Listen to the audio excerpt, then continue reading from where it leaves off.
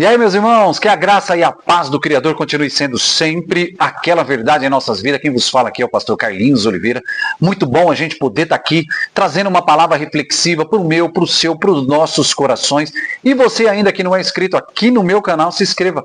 PR Carlinhos Oliveira, deixa aquele like abençoado, compartilhe também esse vídeo, ative aquele sininho, que isso aí também você vai estar me ajudando bastante a poder mostrar para o algoritmo do YouTube que você está gostando desses vídeos, fazendo que nem os nossos 330 amigos aqui no YouTube têm aí assistido esses vídeos, têm contribuído bastante aí para o crescimento eclesiástico, o crescimento de conhecimento na vida deles. E hoje eu quero falar sobre mentes manipuladas, o sequestro da mente.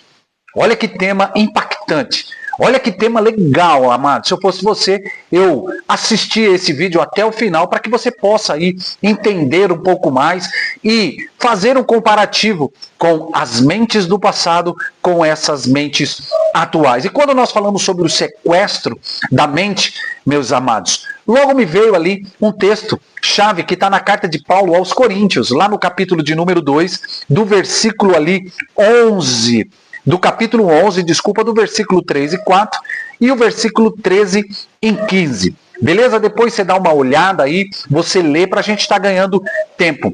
Irmãos, muitas das vezes nós imaginamos que aquela maior ameaça referente à igreja, ela vem de fora, sim ou não? E também vem. Mas dessas perseguições contra o ateísmo, contra o gnosticismo, contra outras falsas doutrinas que têm se achegado no seio da igreja. No entanto, o apóstolo Paulo, amados, escrevendo lá na carta aos Coríntios, ele demonstra ali uma preocupação muito mais íntima, muito mais perigosa, devido àquela corrupção da mente de todos os moradores da cidade ali de Corinto, que estavam tendo a sua mente totalmente sequestrada e a sua mente seduzida por algo que não era divino. E aqui eu quero compartilhar com você rapidamente sobre essa manipulação mental, sobre esse sequestro de mente. De repente, você também pode estar passando aí um processo de sequestro mental e é muito difícil porque são ataques todos os dias são ataques invisíveis, amados, contra a nossa vida. Porque a Bíblia fala lá em Efésios, capítulo de número 6, verso número ali 12, que a minha luta, a sua luta não é contra seres humanos normais, mas contra principado, potestade e dominadores. Amados, essa manipulação, ela não começa com um erro totalmente escancarado, quando nós pegamos o livro da carta de Paulo aos Coríntios, mas é uma distorção da verdade. Porque uma das coisas que o inimigo faz muito bem é distorcer a verdade da Bíblia, das Escrituras, em mentira. E hoje aqui nós temos que aprender a identificar o disfarce, que até em algumas circunstâncias parece que é uma luz, que é Jesus falando, que é algo divino, que é algo que vem do alto, tá? Muitas das vezes não é. E aí a gente precisa proteger ali o nosso intelecto e o nosso espírito, amado. Então, qual era o alvo do inimigo? Ou qual sempre foi o alvo do inimigo? O alvo do inimigo, desde antes da fundação de todo o processo criacionista, é a mente. É a mente. Então, o que Paulo faz, amados? Paulo, ele utiliza uma analogia totalmente histórica, totalmente analítica, que eu quero compartilhar com vocês. Olha que interessante, ele diz, assim como a serpente enganou quem? Enganou Eva, o alvo do manipulador é o pensamento. Tá entendendo, irmãos? Então, o manipulador, ele vai usar de manipulação, atacar a sua mente. Que seria o quê? A perda, muitas das vezes, da simplicidade. Tá entendendo, irmão? Então, o manipulador, o que ele faz? Ele tenta tornar o evangelho algo complexo, místico, ou dependente de segredos que só ele possui. E não é assim. Tá entendendo? E não é assim dessa forma. Então, a fé de Hebreus, capítulo 11, verso número 1, a fé em Cristo, ela é uma fé simples. E a manipulação, a gente vê que é uma manipulação sofisticada, tentando tirar nós do centro da gravidade, da nossa intimidade com aquele que é transcendente, com Cristo, que é o Cristo ressurreto. Então, o que o inimigo tenta? Fazer com que eu e você tenhamos um desvio da nossa devoção, da nossa fé, da nossa crença, do nosso amor, que é em Cristo. Então você pode notar, amados, que no texto diz que as mentes, elas são desviadas da sinceridade, elas são desviadas da pureza. É diferente de hoje? Não. De repente você está assistindo, você parou para assistir esse vídeo e você está sendo bombardeado todos os dias, dia, noite, madrugada, com ataques que vêm ali mental. Então o objetivo da manipulação, muitas das vezes, é uma triste realidade religiosa, não é muitas das vezes levar você a Deus, mas é fazer com que nós podemos ali gravitar em torno de um sistema ou de uma personalidade a qual nós vemos nos dias atuais.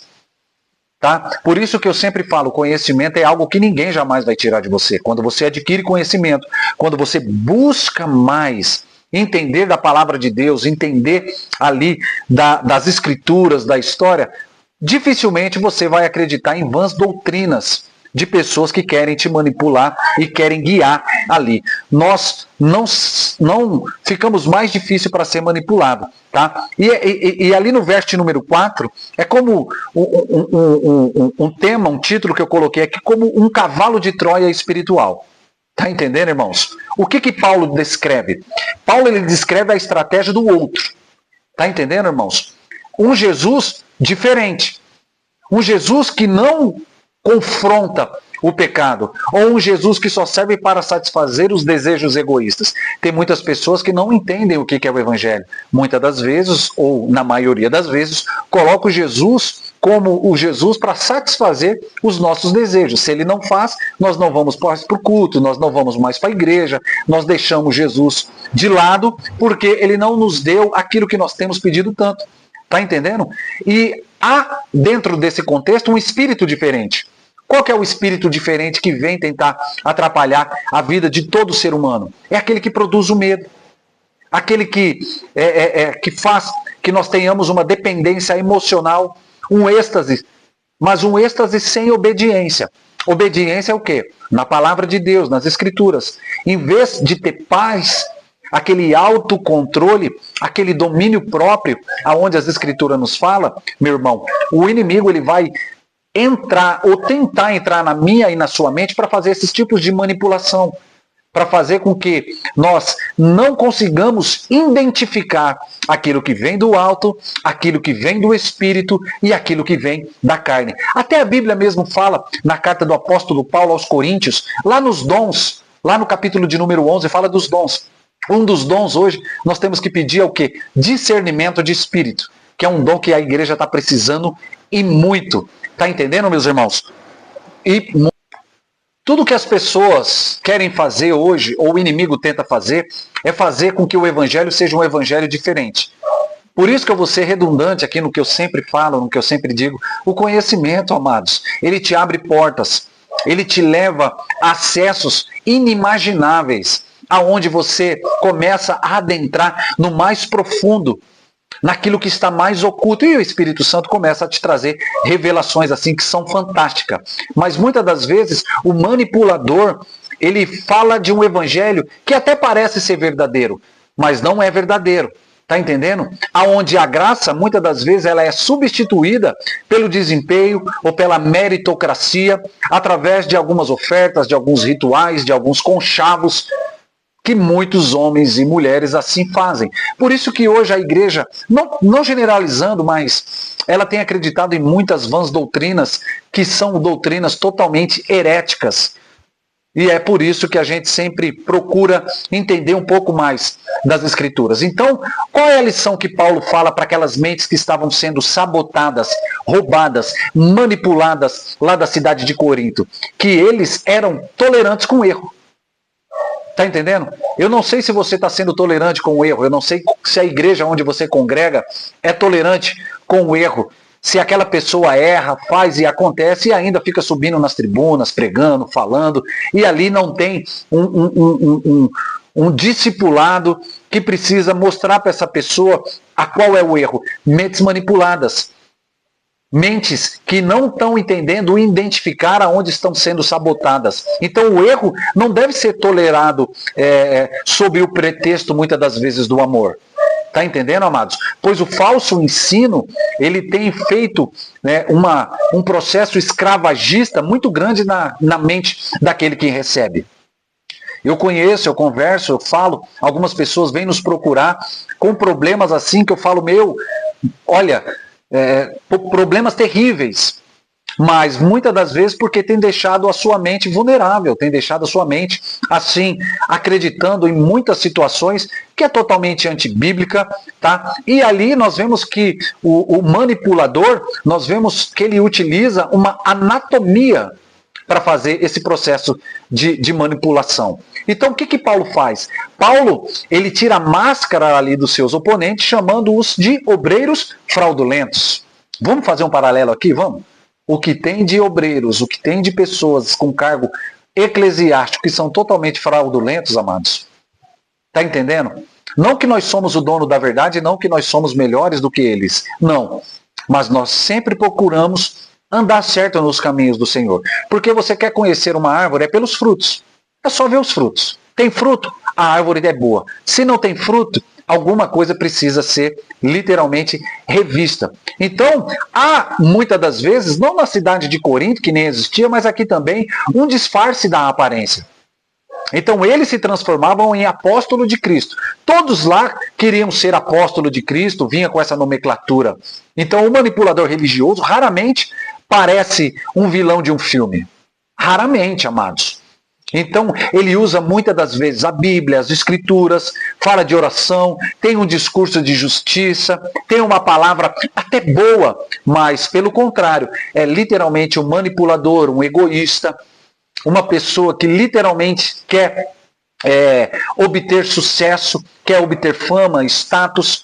Se você pegar lá em Apocalipse 22:15, depois você dá uma olhada, fala, de fora ficarão os cães, os feiticeiros, idólatras. Mas quando você vê essa nomenclatura escrito cães, o que já passa na minha mente e na sua mente? Cães, cachorro, cachorro, cães. Mas será que é cachorro mesmo? Será que é cães? Quer saber o que é? Eu te convido, não vou falar, mas eu te convido a você abrir a Bíblia lá em Isaías 56, capítulo de número 56, verso de número 11. Vai lá, dá uma olhada. E eu não falo isso com alegria no coração. Eu falo isso com uma tristeza. Mas vai lá saber. Por quê? Porque são mentes manipuladas. Tá entendendo? E isso, amados, é uma imitação totalmente a qual Satanás ele fazia. O que o texto afirma? O texto ali, ele afirma que o próprio Satanás se transfigura em anjo de luz. E as pessoas hoje estão dando glória, louvores a tudo aquilo que está sendo pregado, sem analisar o que está sendo pregado, sem analisar o que está sendo falado, sem ter discernimento, e a sua mente é manipulada, a sua mente é sabotada, tá entendendo? A sua mente é distorcida e a pessoa não consegue identificar aquilo que é sagrado com aquilo que é profano. Tá entendendo, amados? Então, o manipulador de mente, o sequestrador de mente, ele manipula, tá? Apresentando que aquela luz seria aquela luz que você ainda não tem. E você acredita piamente que você não tem. Mas, se você entregou sua vida para Jesus, Salmo 37, verso de número 5, você aceitou Jesus, a luz está sobre a sua vida. Então, a justiça de Deus, ele é o padrão quê? O padrão final. E a autoridade do líder não vem do seu carisma, da sua eloquência, da sua intelectualidade, do seu dinheiro, dos seus status, mas da sua submissão à palavra, do seu conhecimento às escrituras sagradas. Então, como a gente se liberta, como a gente se protege nessa mente sabotada, nessa mente que muitas das vezes é manipulada?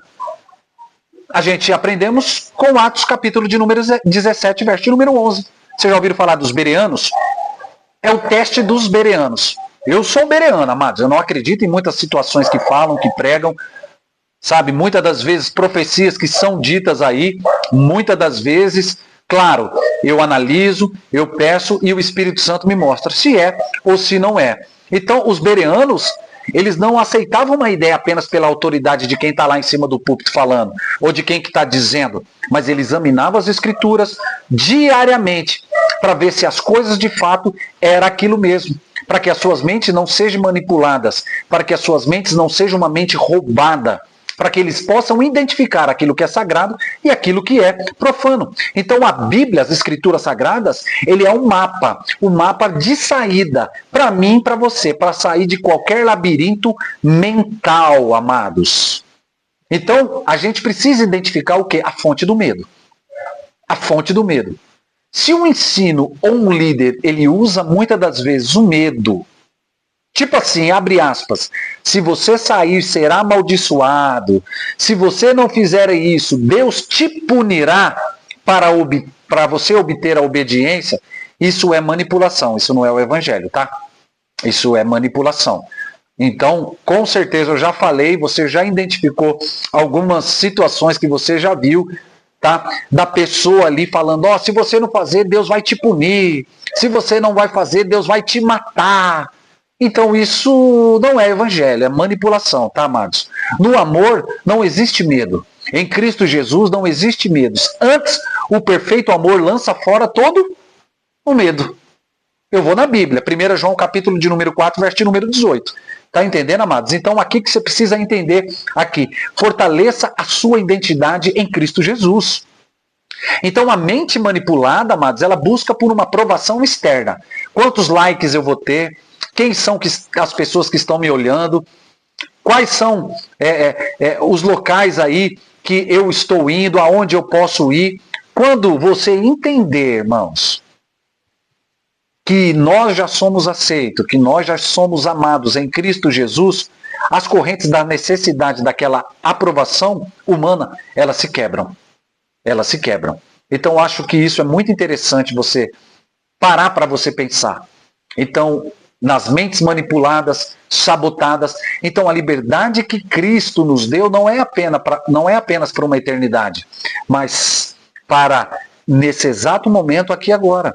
Então Deus, amado, Ele nos deu uma mente para que possamos amá-lo, respeitá-lo, andá-lo nos seus estatutos, com o nosso entendimento, com o nosso amor. Então, se hoje você sente que a sua fé tornou-se um peso e que suas decisões são muitas das vezes guiadas pelo medo, ou que você perdeu a simplicidade daquela devoção em Cristo, hoje é dia de você sair desse cativeiro. A verdade, amados, de João 8:32, conhecereis a verdade, ela vos libertará. A verdade, ela não aprisiona. A verdade, ela liberta. Então, se você está dentro de uma igreja que você está aprisionado, que você não consegue, exercer ali o seu chamado, seja de evangelismo, seja de pastor, de presbítero, seja lá qual for, irmãos, alguma coisa está acontecendo. O evangelho é liberdade. Liberdade para a gente usar Mateus 28:19. Ide por todo mundo. Pregar o evangelho. E os 4 pilares: ganhar, consolidar, treinar e enviar. E é isso que nós precisamos. Precisamos entender. Porque quantas mentes manipuladas, sabotadas, e muitas pessoas não estão conseguindo identificar aquilo que é sagrado daquilo que é profano. De uma mente presa, de uma mente acorrentada. Eu conheço pessoas que passaram 30 anos na igreja, com a sua mente acorrentada, com a sua mente presa. A pessoa viveu, quase morreu espiritualmente, mas estava morta muitas das vezes dentro da igreja. Parece até uma heresia, não parece? Mas, amados, quando nós entendemos que nós temos que blindar a nossa mente, que nem fala lá em Efésios, capítulo de número 6, da armadura de Deus, do capacete da salvação, literalmente é para isso. Então, amados, que esse vídeo, que o Senhor possa renovar a minha e a sua mente.